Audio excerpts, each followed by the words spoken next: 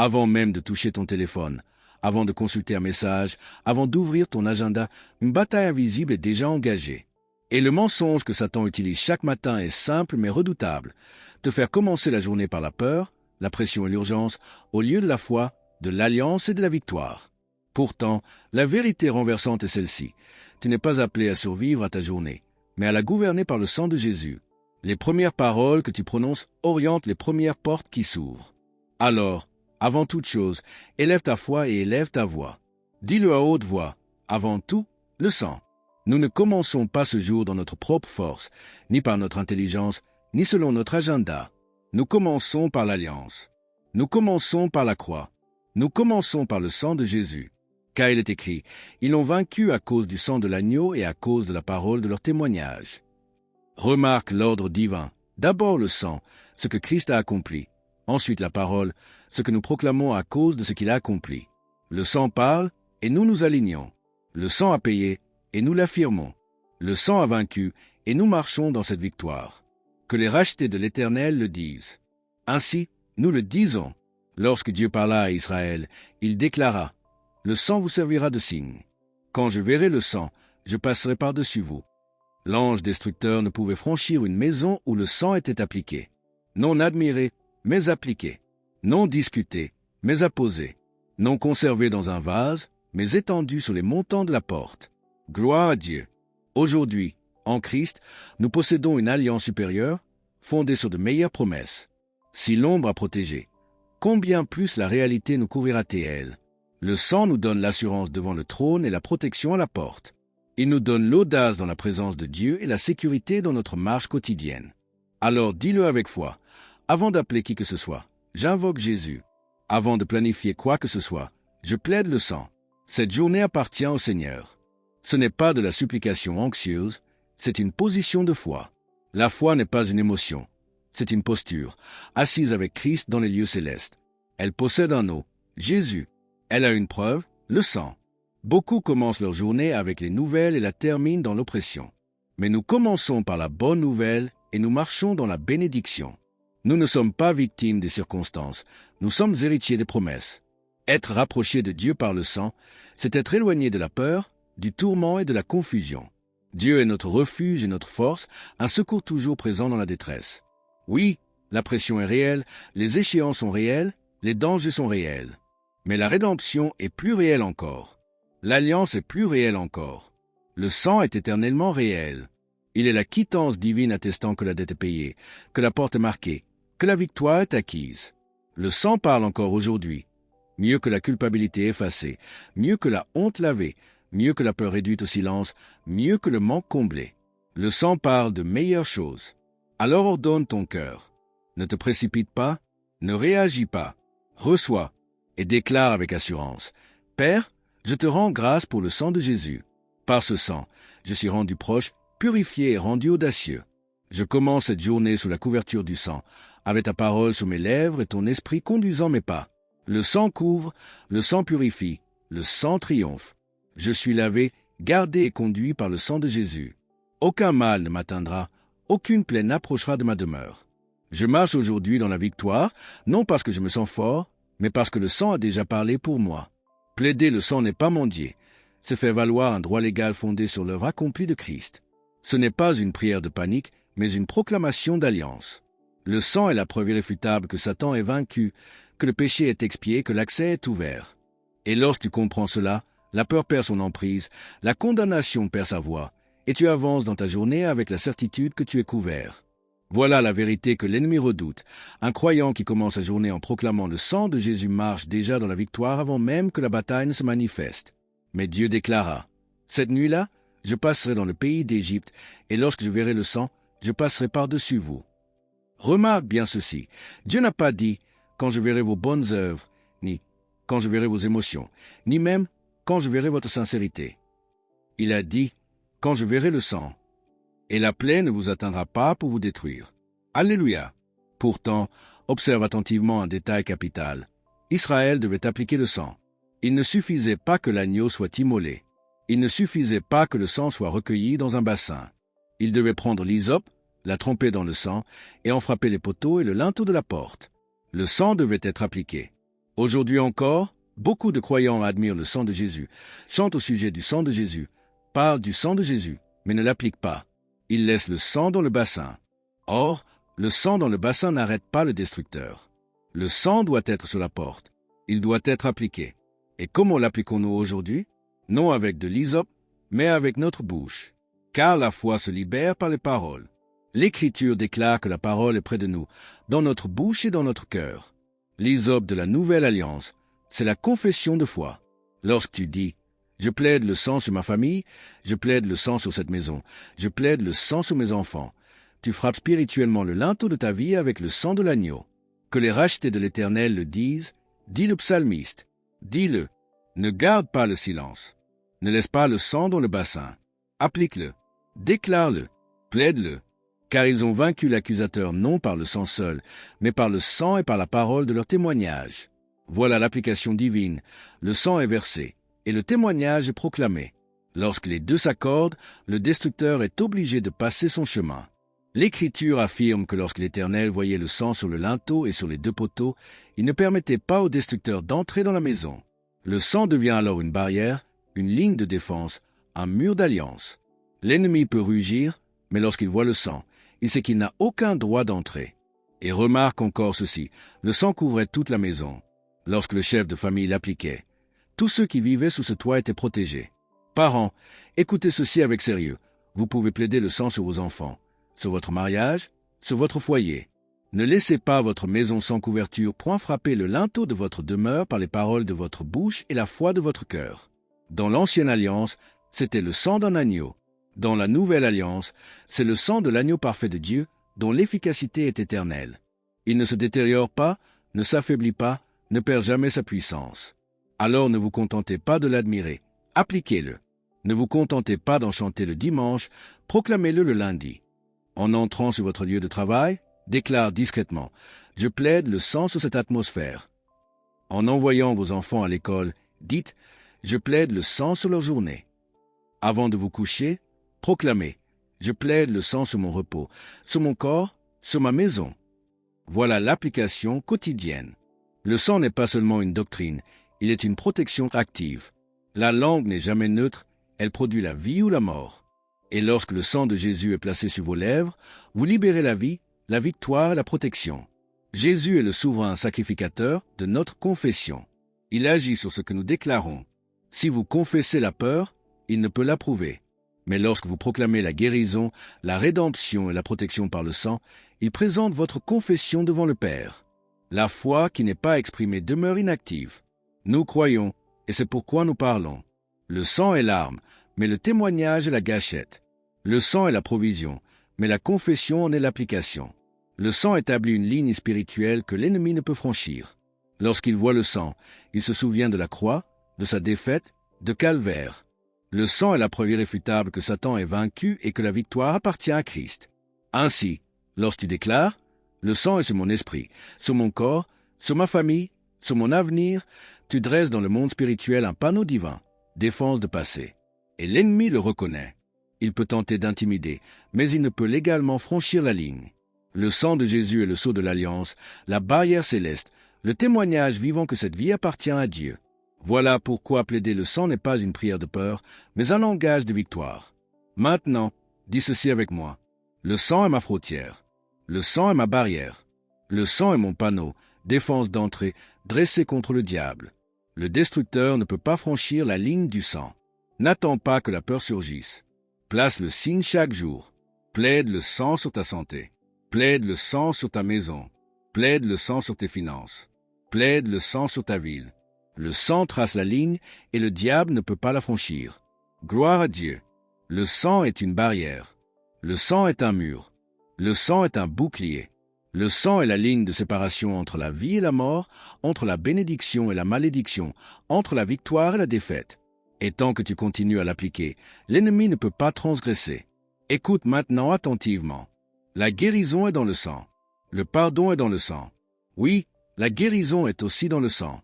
Le même sacrifice qui a ôté tes péchés a également ôté tes maladies. Le même sang qui a purifié ton esprit a la puissance de vivifier ton corps. L'Écriture déclare en Ésaïe 53 que ce sont nos souffrances qu'il a portées et nos douleurs dont il s'est chargé. Nous l'avons estimé frappé, humilié, affligé par Dieu, mais il était blessé pour nos transgressions, brisé pour nos iniquités. Le châtiment qui nous donne la paix est tombé sur lui, et c'est par ses meurtrissures que nous sommes guéris. Gloire à Dieu. Remarque l'ordre divin, le péché, l'iniquité, la paix et la guérison sont tous contenus dans un seul et même passage. Le pardon, la paix et la santé sont inclus dans la rédemption. On ne peut pas les dissocier. Si tu en possèdes un, tu possèdes les autres. L'apôtre Pierre, regardant à la croix, déclare que Jésus a porté lui-même nos péchés en son corps sur le bois, afin que, morts au péché, nous vivions pour la justice, lui par les meurtrissures duquel vous avez été guéris. As-tu vu cela? Vous avez été guéris. Pas un jour peut-être, pas selon les circonstances, pas si cela était la volonté de Dieu. Non, c'est accompli, c'est au passé, c'est une alliance, c'est acquis par le sang. La guérison n'est pas une bénédiction secondaire, elle n'est pas un supplément, elle est le pain des enfants. Et si tu es un enfant de Dieu, alors la guérison t'appartient aussi sûrement que le pardon t'appartient. L'Écriture dit que si le sang de Christ peut purifier la conscience des œuvres mortes pour servir le Dieu vivant, combien plus peut-il aussi purifier le corps? Si le sang peut laver l'âme, il peut aussi chasser la maladie. La maladie fait partie de la malédiction, mais Christ nous a rachetés de la malédiction en devenant malédiction pour nous. Si la maladie faisait partie de la malédiction et que Christ nous en a délivrés, alors la guérison nous appartient. Gloire à Dieu. C'est pourquoi Dieu déclare « Je suis l'Éternel qui te guérit ». Il n'a pas dit « j'étais » ni « je serai peut-être ». Il a dit « je suis ». Il est le guérisseur hier, aujourd'hui et éternellement, et le sang en est la preuve. N'attends pas que ton corps soit envahi par la douleur pour plaider le sang. Applique-le chaque jour. La parole est le remède, le sang est la prescription, et ta confession est l'application. Dis maintenant avec moi « Par son sang, je suis pardonné. Par son sang, je suis racheté. Par ses meurtrissures, j'ai été guéri. Donc je suis guéri. La guérison est à moi. La santé est à moi. La restauration est à moi par le sang de Jésus. Le diable te dira que tu n'es pas guéri, que tu ressens encore la douleur. Mais la foi ne marche pas par la vue, elle ne marche pas par les sensations, elle marche par la parole. Et la parole déclare que par ses meurtrissures, vous avez été guéris. Tiens donc ferme. Plaide le sang sur ton corps. Proclame la parole sur ta santé, et la guérison se manifestera, car le sang la garantit. Gloire à Dieu. Le même sang qui sauve guérit aussi. La même croix qui a ôté le péché a ôté la maladie. La même alliance qui donne la paix donne la santé. Tout est dans le sang de Jésus. Et maintenant, enfant de Dieu, non seulement le pardon est dans le sang, non seulement la guérison est dans le sang, mais la paix est aussi dans le sang. Tu n'as pas à vivre ce jour dans la nervosité, l'angoisse, la confusion ou la peur. Le sang a déjà payé le prix de ta paix. L'Écriture dit que Dieu a fait la paix par le sang de la croix. Cette paix ne vient ni de la psychologie, ni de la pensée positive, ni de la volonté humaine, mais du sang. Jésus n'est pas seulement celui qui donne la paix, il est notre paix, et son sang nous l'a rapproché de Dieu, de sa présence et de son secours.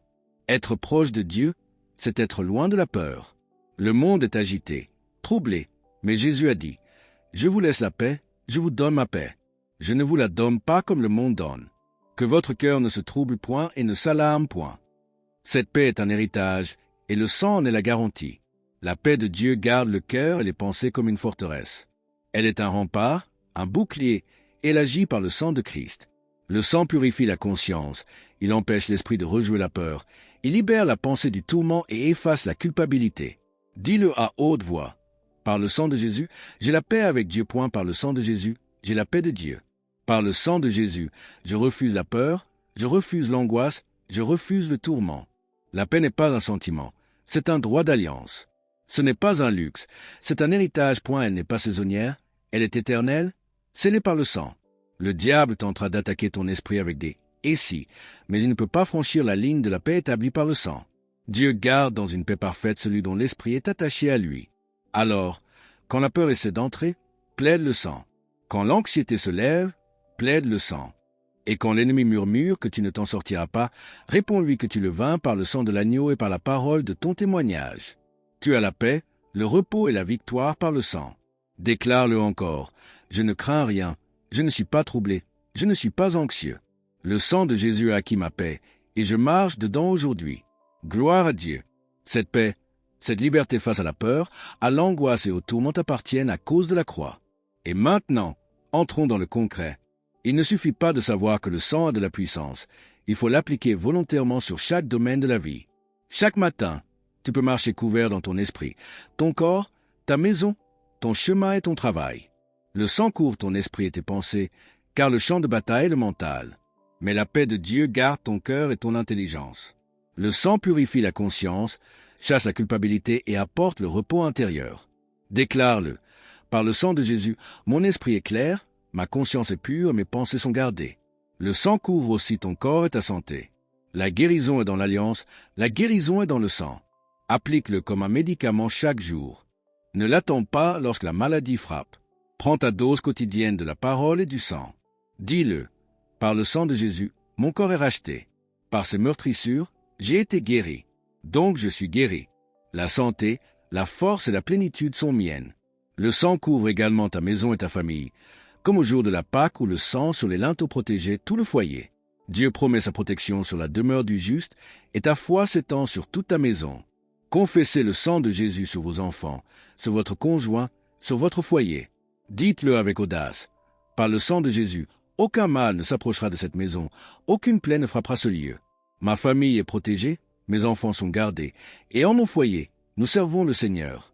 Appliquez le sang sur vos chemins et sur toutes vos activités quotidiennes. Comme l'Écriture le déclare dans le psaume 121, l'Éternel gardera ton départ et ton arrivée dès maintenant et à jamais. Dans tous vos actes, reconnaissez Dieu, et il dirigera vos pas, dit Proverbe 3. Chaque route que vous empruntez, chaque rencontre, chaque décision, soyez couverts par le sang. Le sang rend vos chemins droits, votre parcours sûr, vos pas ordonnés. Confessez, par le sang de Jésus, mes pas sont ordonnés, mes chemins sont préservés. Aucun accident, aucune calamité, aucun piège de l'ennemi ne pourra m'atteindre. Je suis au bon endroit, au bon moment, avec les bonnes personnes. Appliquez-le sur votre travail, vos finances et vos décisions. Le sang vous rachète de la malédiction de la pauvreté, du manque et de la confusion, et vous introduit dans la bénédiction d'Abraham. Déclarez avec force. Par le sang de Jésus, je marche dans la sagesse, je marche dans la faveur, le travail de mes mains est béni, je prospère et réussis selon la volonté de Dieu. Élevez la voix et proclamez ces couvertures complètes. Mon esprit est couvert, mon corps est couvert, ma maison est couverte, mon chemin est couvert, mon travail est couvert par le sang de Jésus. Le destructeur ne peut me toucher, la malédiction ne peut me suivre, la peur ne peut me tourmenter. Je suis couvert, protégé et béni par le sang de Jésus. Comprenez que le sang est la fondation, et le nom de Jésus est l'autorité.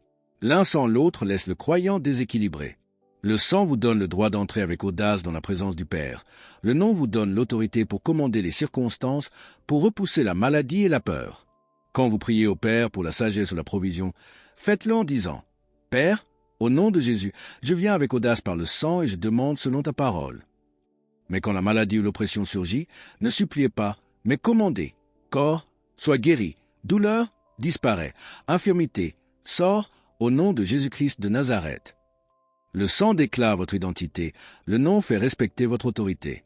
Trop de croyants supplient encore Dieu pour ce qu'il leur a déjà donné, le pouvoir, l'autorité, la victoire. Le sang vous rend juste, le nom ordonne la défaite de l'ennemi. Le sang parle mieux que tout accusateur. Satan, l'accusateur des frères, essaie de vous accabler de honte et de culpabilité. Mais le sang de Jésus crie pour vous. Comme le dit Hébreux 12, 24, le sang d'aspersion parle mieux que celui d'Abel. Abel criait pour la vengeance, mais le sang de Jésus crie pour la miséricorde. Le sang efface la condamnation, purifie la conscience, efface la culpabilité et vous qualifie pour l'avenir. Déclarez, je suis purifié par le sang, je suis accepté, je suis juste, je suis audacieux, libre et intrépide par le sang de Jésus. Le sang assure également la protection divine.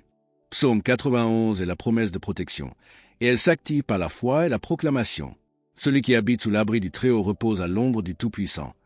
Aucun mal ne s'approchera de lui, aucun fléau ne touchera son habitation, car le sang est la barrière. Chaque arme formée contre vous ne prospérera pas, car le sang désarme l'ennemi. Le sang nous rachète de la malédiction et nous introduit dans la bénédiction d'Abraham. Ce qui appartenait à Abraham nous appartient maintenant. Bénédiction dans la ville et dans les champs, bénédiction en entrant et en sortant. La malédiction est brisée, la bénédiction coule, la promesse est nôtre par le sang de Jésus. Le sang ne se célèbre pas seulement le dimanche, il s'applique chaque jour. À travers la communion, nous proclamons la puissance du sang. Guérison, paix, justice et victoire. Chaque fois que vous prenez le pain et la coupe, vous déclarez « Je suis racheté, je suis guéri, je suis béni par le sang de Jésus ». La communion est le rappel de l'alliance, la célébration de l'alliance et l'exécution de l'alliance. Appliquez le sang quotidiennement par la confession. Le sang de Jésus me couvre aujourd'hui. Il parle mieux que toute arme formée contre moi. Ne tardez pas à confesser la santé, la joie et la victoire. Faites le matin, midi et soir, jusqu'à ce que votre esprit et vos ennemis sachent que vous croyez. Déclarez « Je suis couvert par le sang, purifié par le sang, protégé par le sang, guéri par le sang, victorieux par le sang de Jésus ». Chaque jour, faites du sang votre bouclier, votre témoignage et votre couverture. Parents, appliquez le sang sur vos enfants, hommes d'affaires, sur vos entreprises, pasteurs, sur vos églises, étudiants, sur vos études et votre esprit, époux et épouses, sur votre mariage. Le sang est suffisant. Il a été suffisant pour Israël en Égypte, pour les apôtres, pour les martyrs, et il est suffisant pour vous aujourd'hui. Marchez non en victime, mais en victorieux, non sous malédiction, mais sous bénédiction, non faible, mais fort, car vous vivez quotidiennement sous le sang de Jésus-Christ. Gloire à Dieu. Alléluia.